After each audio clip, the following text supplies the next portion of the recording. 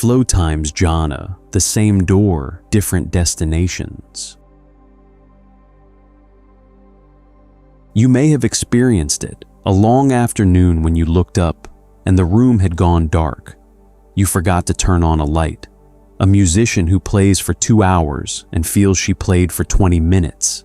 A surgeon stepping out of a difficult operation. Surprised by the clock. A craftsman so absorbed in the wood that the rest of the workshop disappeared. A moment in sport when the game seemed to slow down and you knew, without thinking, exactly where to move. Whatever you were doing it completely. The inner narrator, the voice that comments on your performance, the part of you that watches yourself work, went quiet, time bent. The sense of being someone observing the doing was gone. There was just the doing. If you have had this experience, even once, you have touched something that runs through human life across every culture, every century, every craft. Psychologists have a name for it. They call it flow. The man who named it was a Hungarian-American psychologist, Mihaly Csikszentmihalyi, and he spent his career asking what makes life worth living. His earliest research was on artists. He noticed something curious about the painters in his study. While they were working on a canvas, they were completely absorbed, forgetting to eat, forgetting the time, losing all sense of themselves. But when the painting was finished, they set it aside. The interest dissolved. Many of them never showed the work, never sold it, never put it on a wall. The product was not the point. The experience of making it was. That observation shaped everything that came after. Over decades of interviews, with chess masters, with rock climbers, with assembly line workers, with elderly Korean women, with neurosurgeons, Csikszentmihalyi identified 8 characteristics that reliably appear when someone is in flow. Clear goals at every step. Immediate feedback on what you're doing. A challenge that just matches your skill. Action and awareness merging. You and the doing becoming one thing. Concentration so complete that distractions fall away. The loss of self-consciousness. The distortion of time. And running through all of them, like a thread. The sense that the activity is worth doing for its own sake. Not for what it produces, for what it is. He called this last quality autotelic, from the Greek, self-purposed. The doing carries its own reason inside it. Now, there is another tradition that has been mapping similar territory, not for 50 years, but for 2,500, with far more precision, with training methods refined across generations of monastic practice. And this is where the conversation gets interesting, with a sharp disagreement about what such states are actually for. Tonight, we put them in dialogue. Mihaly Csikszentmihalyi's flow research and the Buddhist tradition of janna, meditative absorption. 2 paths to a quiet mind. They point at the same door. They lead to different places entirely. In the next 40 minutes, we'll do 4 things. First, we'll get clear on what flow actually is, the conditions that produce it, and the part rarely discussed, its dark side. Second, we'll walk through the 4 jhanas as the Pali Canon describes them, with the 4 similes the Buddha himself used to teach them. Third, we'll find the precise fault line between the 2, a line that Csikszentmihalyi himself named before his research moved on. And fourth, we'll see why the same door leads to 2 destinations, one that strengthens the self, one that aims to uproot the construction of self entirely. But before we begin, a piece of intellectual honesty, because this kind of comparison is often done badly on the internet, and you deserve better than that. Csikszentmihalyi compared his findings to Yoga and Zen Buddhism. He noted that yoga in particular shares striking structural similarities with the conditions he had identified for flow. But he never, not once in his major works, specifically discussed jhana. He never engaged Theravāda Buddhist absorption practice as a category of analysis. The comparison we are making tonight between flow and jhana specifically is this channel's synthesis. He pointed toward this territory. We are walking further into it, so when we connect, we will be precise about what we are doing. When we leave the peer-reviewed path and step into interpretation, we will say so. The frame throughout is illuminate, not predict. Flow research illuminates what jhana training develops. The Buddha did not discover what Csikszentmihalyi later proved. Two different traditions, two different methods, looking at overlapping territory from different angles. Here's what Csikszentmihalyi himself said when he turned his attention toward Eastern contemplative practice. He noted that yoga and flow share extraordinarily strong similarities. And then, in a single sentence, he named the fault line that runs through this entire conversation. Whereas flow attempts to fortify the self, the goal of yoga and many other Eastern techniques is to abolish it. He saw it, he named it, and then his work moved on. Tonight, we follow that line. Chapter 1: Flow, the State and its Limits. Let us start where Csikszentmihalyi started, with the experience itself. Not the brain scans, not the theory. The shape of the thing, as people actually report it. Take his 8 characteristics. Notice that you can probably remember a time when most of them were present at once. Clear goals at every step. You knew what you were doing, not in some big picture life mission sense, but moment by moment. The next note, the next stitch, the next sentence. The work itself told you what to do next. Immediate feedback. You could see the result of each action as you made it. The clay responded under your hands. The chess position shifted. The student's face changed. You did not have to wait 3 weeks to find out if you were on the right track. The activity itself told you. A challenge that matched your skill. This is the corridor, and we will come back to it in a moment. But for now, the task was hard enough to engage you. Not so hard you froze. Not so easy you grew bored. It sat right at the edge of your competence. Action and awareness merged. You and the doing became one thing. The pianist becomes the playing. The judge becomes the case. The grandfather building the bookshelf becomes the bookshelf taking shape. There is no longer a separate person standing behind the action, directing it. Concentration excluded distractions. The sounds in the next room, the to-do list, the slight ache in your shoulder, gone. Not by force of will. They simply stopped registering. Loss of self-consciousness. The internal narrator, the part of you that comments on how you are doing, that worries about how you look, that catalogs your shortcomings, fell silent. We will need to be precise about this one. The self did not metaphysically dissolve. The self-monitoring function went quiet. Time distorted. Hours felt like minutes, or occasionally a few seconds felt like several minutes. Your sense of duration unfastened from the clock, an autotelic. The 8th, the thread that runs through all the others. The activity was its own reward.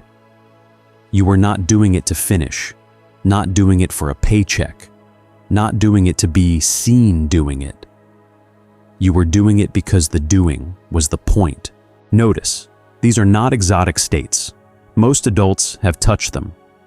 a judge deeply engaged in a difficult case, a teacher in the third hour of a class that has caught fire, a carpenter at the lathe, a grandfather teaching a child to fish, both of them so focused on the line that conversation stops mattering. A reader who looks up at the bottom of page 200 and cannot remember turning a single page. The musician on a good night, when the instrument plays itself. These moments are universal. What Csikszentmihalyi did was give them a name and identify the conditions that produce them.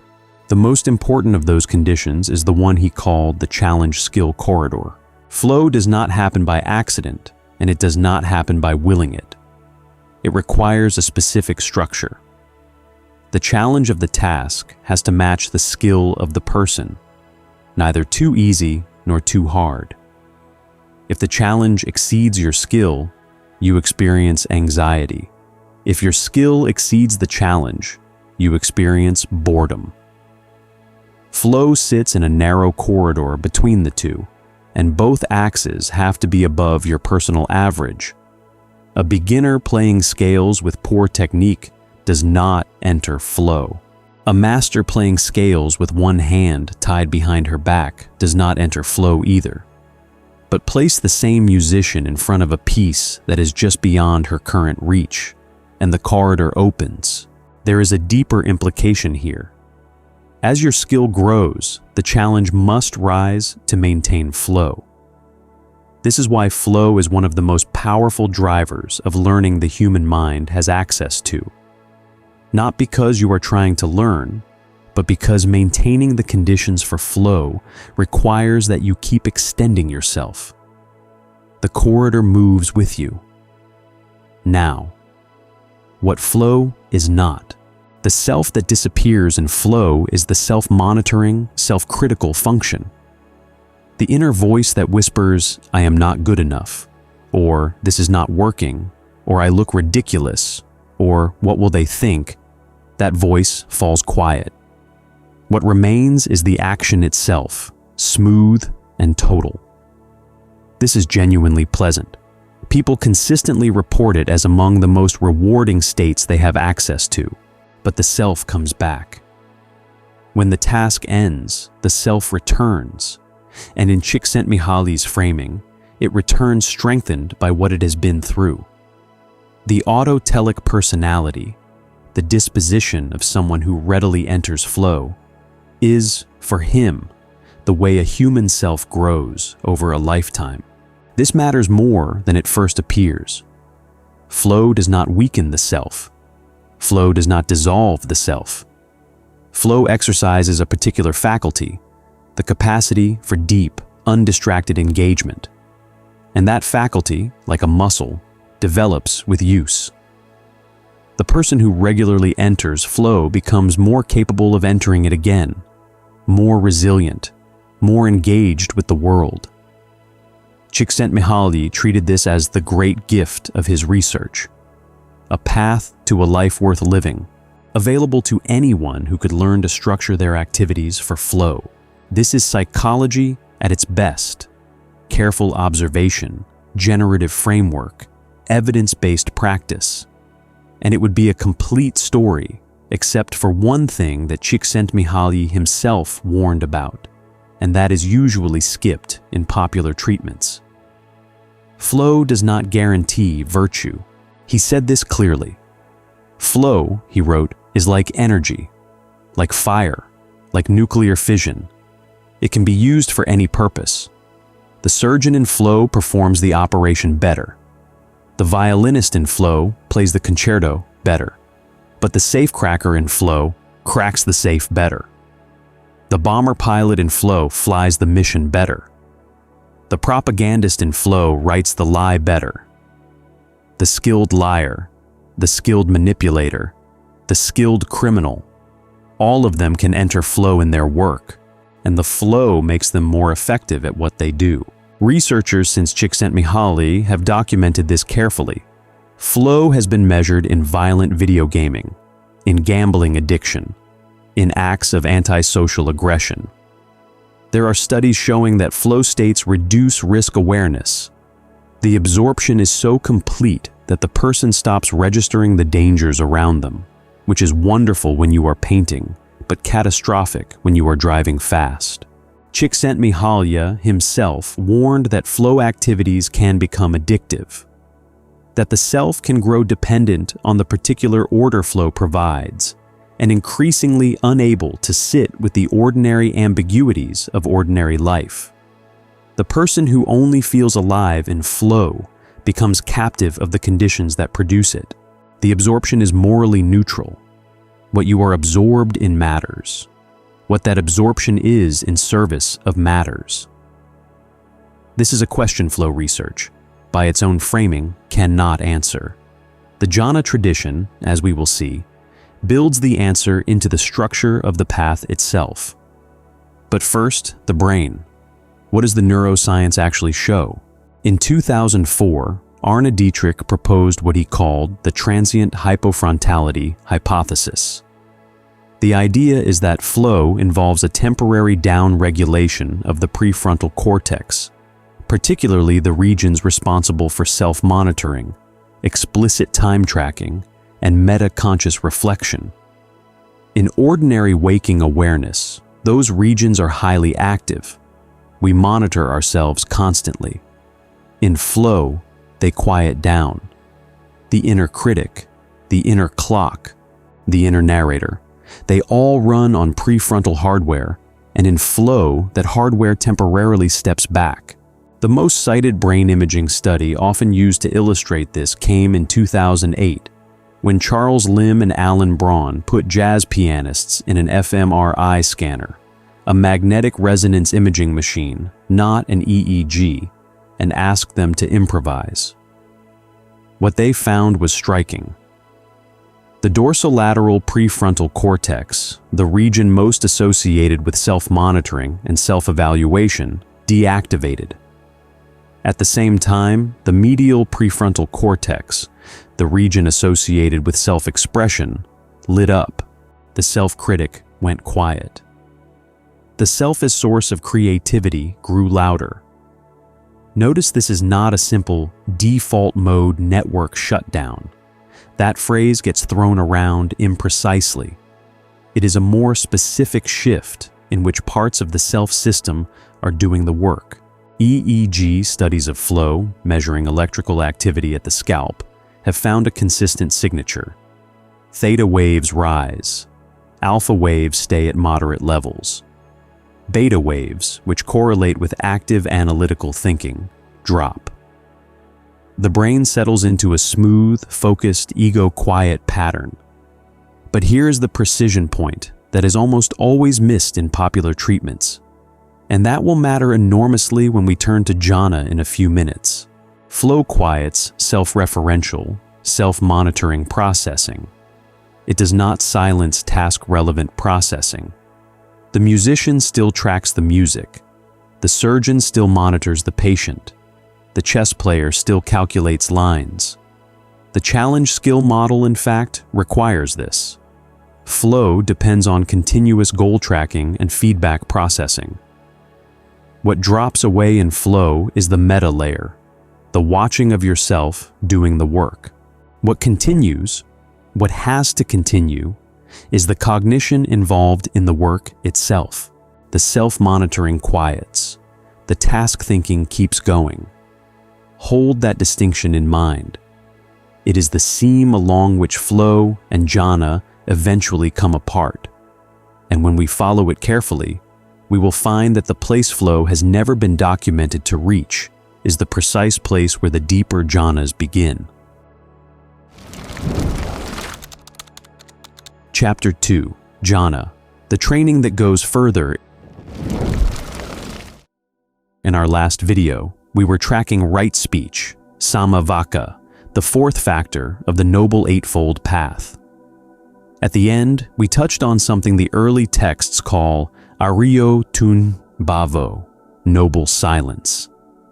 The state in which inner verbalization, the chatter that runs alongside everything we say and do, falls quiet. We pointed at it and said, this is where the second jhana lives. Tonight we go back to that pointing. What are the 4 jhanas? What does the training look like that leads through them?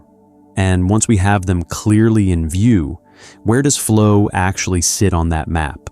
Let us take them one by one, with the 4 similes the Buddha himself used to teach them, as preserved in the long discourses of the Pali Canon. We will follow the framework of Thanissaro Bhikkhu, an American monk who has spent over 50 years translating these texts and practicing in the Thai forest tradition. His reading emphasizes the whole-body, sutta-based experience of jhana, distinct from the more abstract, withdrawn from the body reading that developed in the later commentarial tradition, particularly in a 5th century manual called the Visuddhimagga. We will name that divergence where it matters tonight, the first jhana.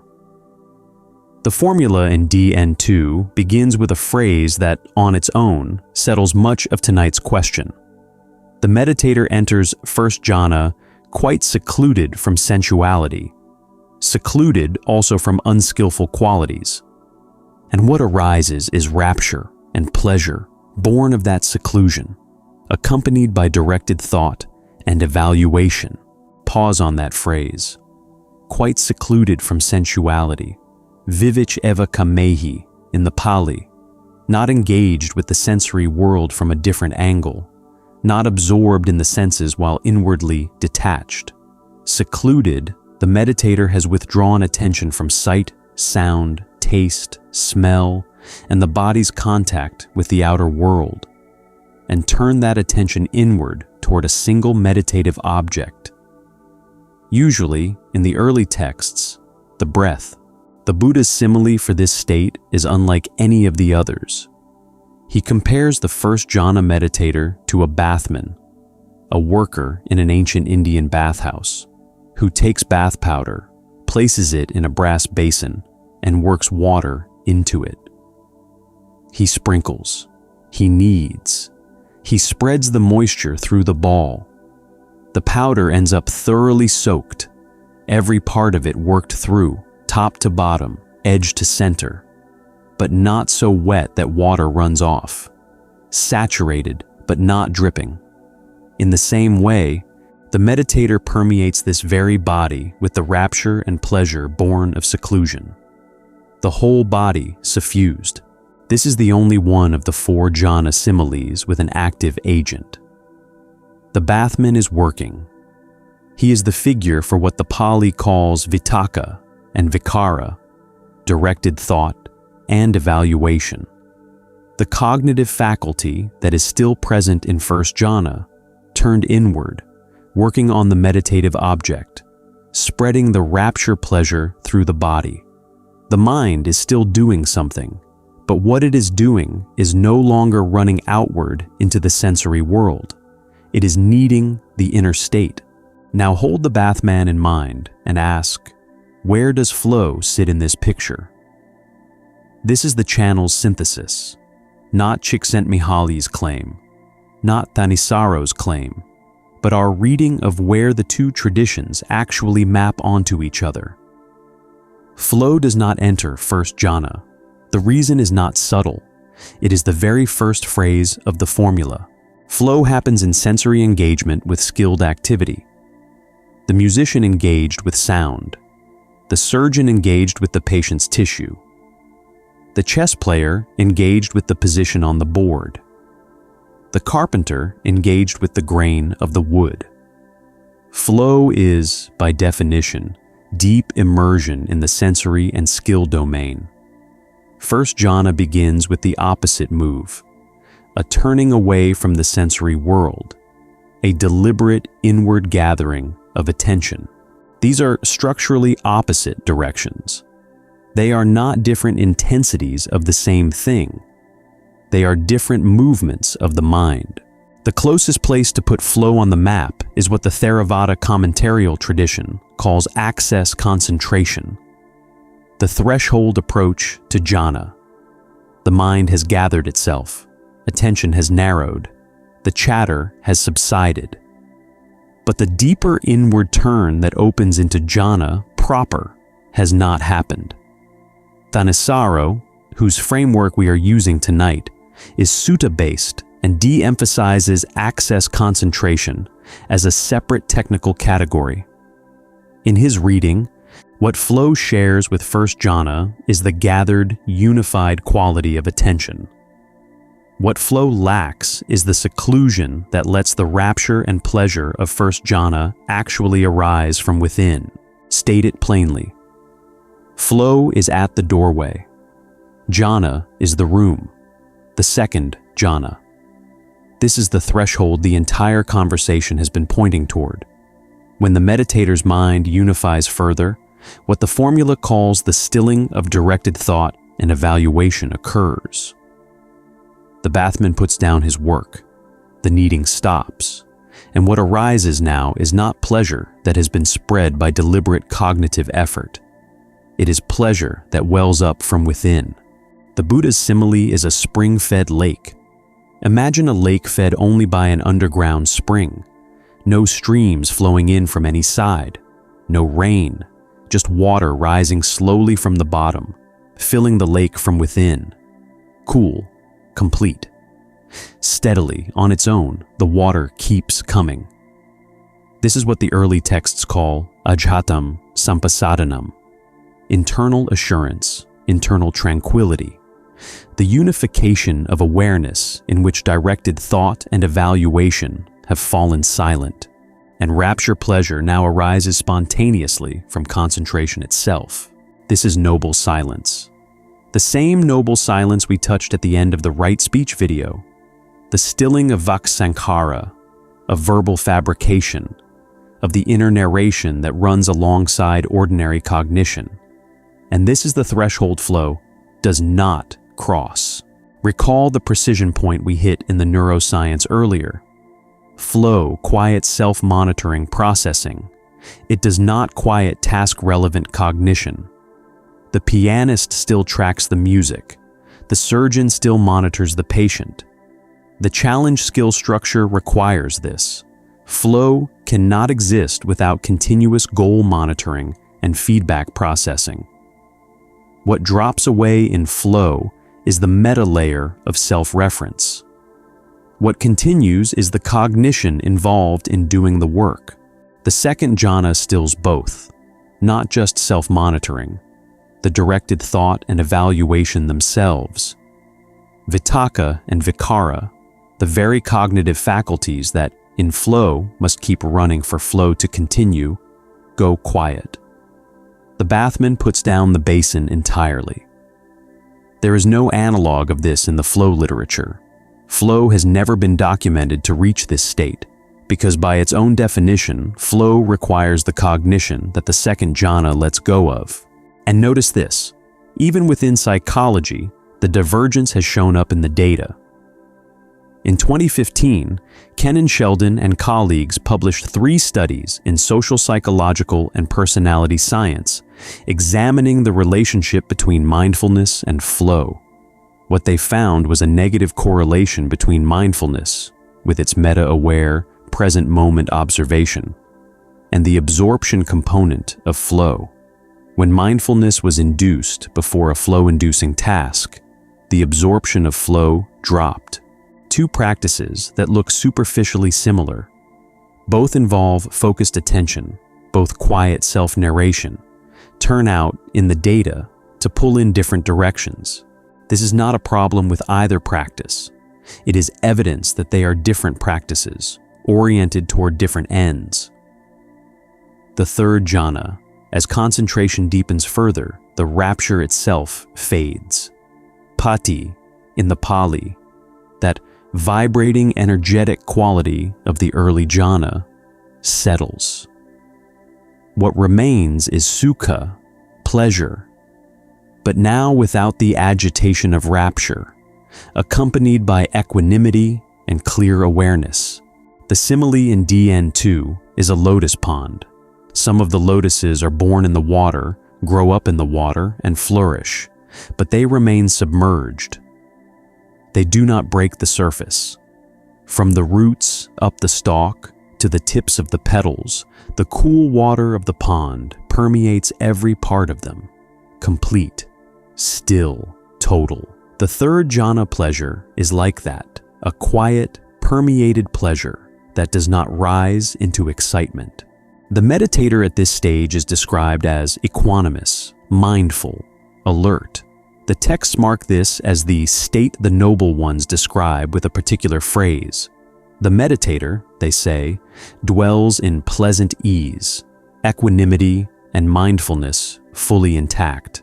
The fourth jhana. The formula in DN2 says, with the abandoning of pleasure and pain, as with the earlier disappearance of elation and distress, the meditator enters and remains in the fourth jhana. Pure equanimity, pure mindfulness, neither pleasure nor pain. The breath itself, according to AN 1072, stills at this point, not stopped by force, but quieted so deeply that breathing all but disappears. The Buddha's simile is the simplest of the four. Imagine a person sitting wrapped from head to foot in a white cloth, so that there is no part of the body the cloth does not cover. In the same way, the meditator sits, the whole body permeated by a pure, bright awareness. There is no gap. There is no part of awareness that is not bright. The whole field of experience is suffused with this purity of equanimity and mindfulness. This is the platform from which what the Buddhist tradition calls the higher knowledges, abhinya, become possible. In the early texts, the Buddha's own awakening on the night under the Bodhi tree proceeded from this fourth jhana. Recollection of past lives, knowledge of how beings move through their karma, and the third knowledge, the discernment that brought the ending of the mental effluence, of suffering itself. So the four jhanas are not, in the tradition, a kind of high-altitude well-being. They are not an optimal experience to be collected for its own sake. They are a platform stable enough, quiet enough, that something else can finally operate from it. The seeing, the insight that the rest of the Buddhist path is oriented toward. And this is where we have arrived. We have flow on one side, a state that strengthens the self through skilled engagement with the world. We have jhana on the other, a state cultivated through withdrawal from sensory engagement, which serves as a platform for insight. They share a quality of absorption. They share a quieting of self-narration. They share the experience of time bending and the falling away of the sense that there is someone standing behind the doing, watching it. But the door each one opens leads somewhere different. And the difference is not incidental. The difference is the whole teaching. That is the line we follow now. Chapter 3. The Fault Line. We have walked through both states. Now let us follow the line Csikszentmihalyi himself named. Recall what he said when his research turned briefly toward Eastern contemplative practice. Flow fortifies the self. Yoga and the contemplative traditions of the East aim to abolish it. He named the fault line in a single sentence. Then his work moved on. We are going to slow down here and look at what that one sentence actually means. Because the answer is not what most popular treatments of mindfulness or Eastern wellness suggest. Two kinds of ego dissolution. In flow, what disappears is self-monitoring, the voice that comments on how you are doing, the faculty that asks, how do I look right now? Am I going to fail? What will they say afterward? This is the part of mental life Csikszentmihalyi called the self-evaluative function, and it is genuinely a burden. Most of us carry it all day. The moments we are free of it are some of the most precious moments we know. But when flow ends, the self comes back. And it comes back, in Csikszentmihalyi's framing, strengthened. The capacity for absorbed engagement has been exercised. The autotelic personality has been reinforced.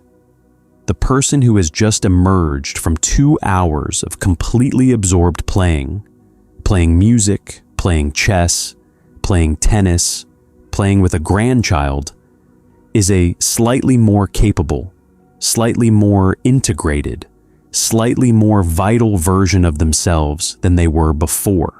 Flow grows the self. That growth is the value flow research offers human life. It is real. It is well documented. And it does not, by Csikszentmihalyi's own framing, point beyond itself. In jhana, something structurally different is happening. The quieting of directed thought, the stilling of vitakka and vikara, is not the byproduct of external engagement. It is the result of deliberate inward training, sustained over years. And this is the part that almost always gets missed. It is not the destination. The jhana states are not done for their own sake. Thanissaro draws on a discourse in the Anguttara Nikaya, AN 441, where the Buddha lists 4 purposes for which the jhanas are developed. A pleasant abiding here and now, a basis for what the tradition calls the higher knowledges, a support for mindfulness and clear comprehension, and fourth and final, a foundation for the ending of the asavas, the mental effluence, the deep underlying currents of craving and ignorance from which suffering arises. The pleasure of jhana is nourishment. The stability of jhana is a platform. What the meditator does, once that platform is steady, is turn the trained attention onto the nature of experience itself, onto the constructed, fabricated, impermanent character of every state, including the jhana state currently being experienced. The point is not to inhabit the absorbed state forever. The point is to use the absorbed state to see clearly what no ordinary state of mind is stable enough to see.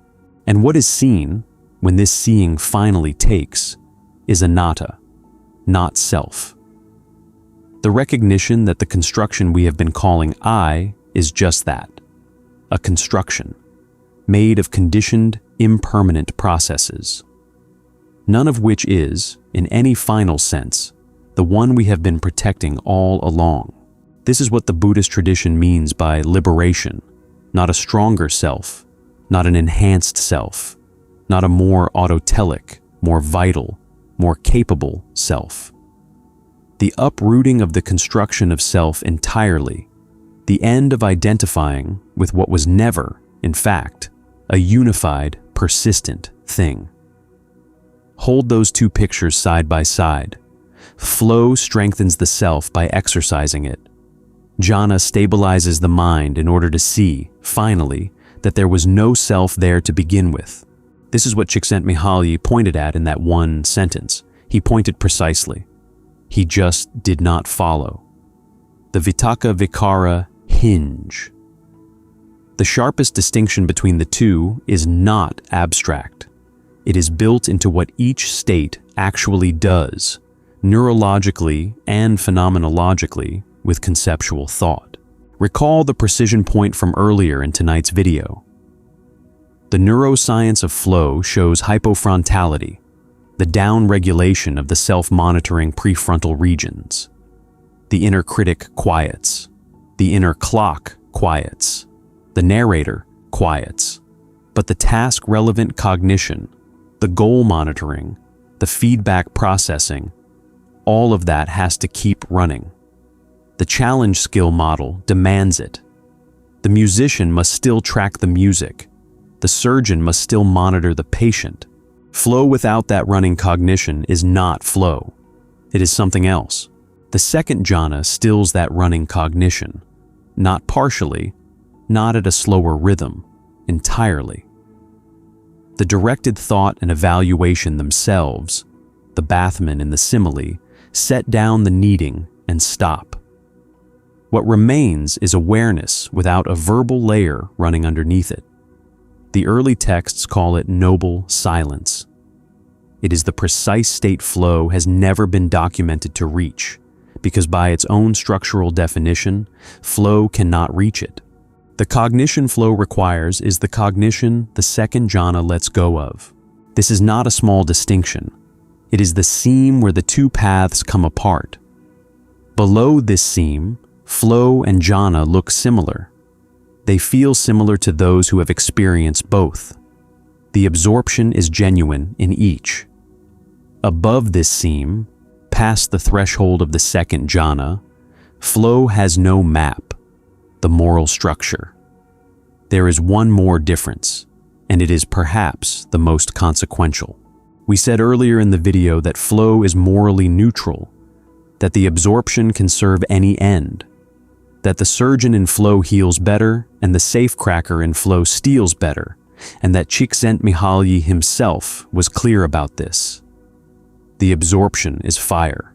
Fire does not choose what it burns. Jhana is not built that way. The first jhana formula in the early texts opens with two phrases, quite secluded from sensuality, and, equally, secluded from unskillful qualities. Akusala dhamma in the Pali, unskillful states of mind, greed, aversion, ill will, agitation, the impulse to harm. The Buddha did not name these in passing. The seclusion from unskillful qualities is a precondition for entering jhana at all.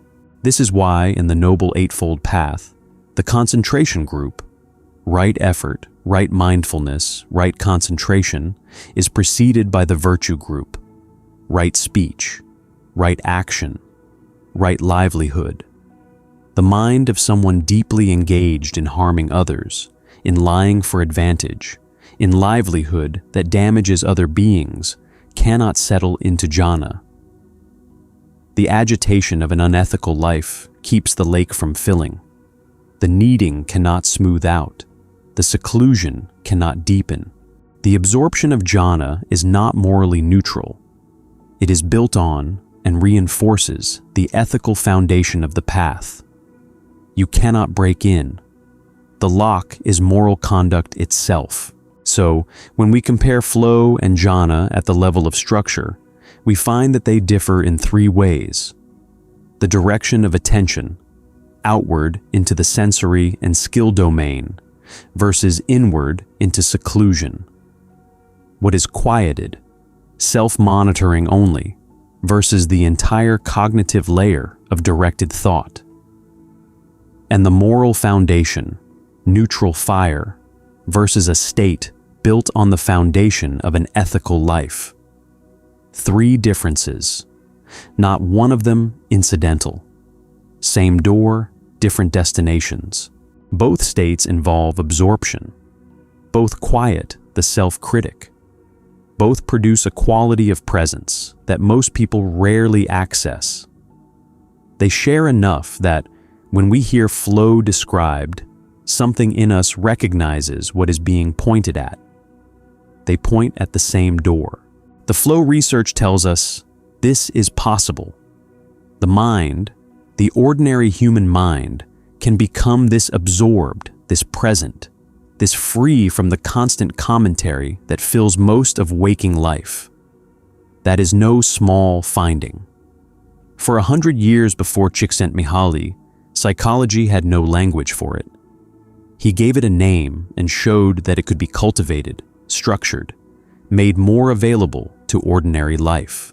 The jhana training says, yes, and there is somewhere further to go from here. The same door, walked through with different intent and different preparation, opens into a room. And the room is not better flow. It is not optimal experience. It is the platform from which the deepest insight a human mind can produce becomes possible. The insight that ends the very mechanism of suffering itself. Two paths, the same door, different destinations, and the difference, as we said at the beginning, is the whole teaching. Chapter 4. Landing the foretaste. Recall the opening of tonight's video. The musician who looked up and found that 2 hours had gone. The surgeon stepping out of a difficult operation, surprised by the clock. The writer in the darkening room who had not noticed the light failing. The grandfather and the child, both focused on the line in the water where conversation had stopped mattering. The afternoon at a piano, in a workshop, on a quiet path, when the sense of being someone watching yourself disappeared, and there was just the doing. Those were not figures of speech. Csikszentmihalyi's research was built on thousands of reports like them. The painters who set aside finished work because the absorbed making had been the point. The chess masters and the rock climbers and the elderly women weaving and the neurosurgeons in 8-hour operations, all describing the same shape of experience from utterly different lives. They touched something, a quality of absorption, of ego quiet, of presence that the ordinary human mind is apparently capable of. They reached it through skill, through challenge, through the matching of the two. They reached the doorway through their work, not through meditation, not through Buddhist training, not by anything that looks like a contemplative path. And then, when the work ended, they returned to ordinary awareness. The Buddhist tradition, reading those reports across 2.5 millennia, would say, yes, what they touched was real, and it was a foretaste, not a foretaste of flow, a foretaste of what the human mind can develop when it is trained deliberately, when it is supported by the right conditions, when the conditions include not just skill and challenge, but ethical foundation and inward seclusion. The jhanas are not better flow. They are not a more intense version of what Csikszentmihalyi described. They are a training in the same direction, beginning where flow ends and going where flow has never gone. This channel is called Ego. Most of what we have examined across every video on this channel has circled the same problem: the clinging, the narrative we tell ourselves about who we are, the suffering that arises when we identify with what was never going to last. The Buddha's diagnosis in its sharpest form is that the construction we call self is the engine of the trouble, not because there is something wrong with being a person, not because the self is somehow shameful or unreal in the everyday sense, but because we mistake the construction for something solid, something to be defended at all costs, something whose preservation is worth the suffering it generates. Tonight's video is about the moments, accidental or cultivated, when the engine briefly stops. A Hungarian-American psychologist mapped this from one direction. He studied people doing skilled work, and he found that under specific conditions, the noise of self-narration falls quiet, and what remains is the doing itself. He called it flow.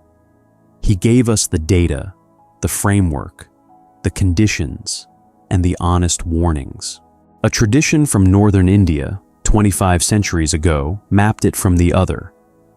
Its teacher trained for years, exhausted himself on the harshest ascetic practices of his time, and finally found his way to the recognition that there was nothing to fear in the quiet pleasure of an absorbed and ethically settled mind.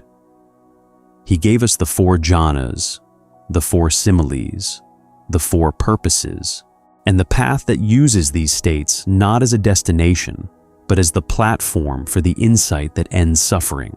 One tradition stumbled into the state through skilled engagement with the world. The other built a deliberate path toward it through training, ethics, and seclusion.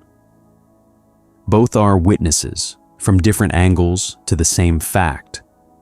The ego is not the whole story, and here finally is the story the Buddhist tradition tells about its own teacher's foretaste, preserved in the Majjhima Nikaya, In a discourse called the Mahasaccaka Sutta, MN 36, the Buddha, late in his life, recalls a single afternoon from his early childhood. He is perhaps 7 years old. His father, the head of the Sakyan clan, is conducting the annual plowing festival, and the boy has been brought along. While the adults are occupied with the ceremony, he is seated in the shade of a rose apple tree. Something settles in him, without trying, without training, without instruction. A first jhana arises spontaneously, rapture and pleasure born of seclusion. The young boy sits with it. Then the afternoon ends, and he returns to whatever a child does next. Years pass. He leaves his father's house. He studies under two of the great meditation teachers of his time, attains the formless states they can teach him, and finds that something is missing. He turns to the harshest ascetic practices his culture knows, eating 1 grain of rice a day, holding the breath until pain breaks through, mortifications that nearly kill him. None of it works. And then, near the end of his strength, the memory returns. The rose apple tree, the boy in the shade, the pleasure that had arisen on its own, free of sensuality, free of unskillful qualities, free of anything he had been taught to fear. He asks himself a question, recorded in the sutta. Could that be the path to awakening? And his answer, in the discourse, is yes. That is the path. He recognizes that the pleasure of jhana is nothing to fear. He recognizes that it is not what he had been told it was, not a distraction, not a trap, not a sensual indulgence dressed up as spiritual experience. He recognizes that the trained, ethically grounded, secluded mind has access to a form of well-being that is not bound up with craving, and that this well-being is the nourishment from which the deepest insight can finally proceed. He uses the jhanas as platform, not as destination, as the steady ground from which, on the night under the Bodhi tree, he turns his attention onto the structure of suffering itself, and sees, with that stability, what no agitated mind could have seen. A foretaste recognized, a platform used, a path opened. You may have had a foretaste yourself, in music, in work, in sport, in movement. In a rare afternoon when the doing was its own reward and the room went dark without your noticing. The tradition's answer to your foretaste, 25 centuries old, is the same answer it gave to its own teacher under the rose apple tree. Yes, that is what the human mind can do. And, if you are willing, there is somewhere further to go from here. Csikszentmihalyi pointed at the doorway and named the line that runs through it. He did not walk further. He did not need to. His work was the gift of giving secular language to a state most people had felt but could not name, and showing that it could be cultivated, structured, made more available to ordinary life. That gift stands. The Buddhist tradition walks through the doorway and maps the room beyond. 4 jhanas, 4 similes, 4 purposes, a path of ethics, concentration, and insight that, in its own account, ends in the cessation of the very mechanism of suffering. That map stands too. You are not asked to choose between them. You are only asked to notice. The door is real. The room is real. The foretaste, if you have had it, was a true glimpse of something the human mind can become. Same door, different destinations, and the difference, as we have said, is the whole teaching. Thank you for sitting with this tonight.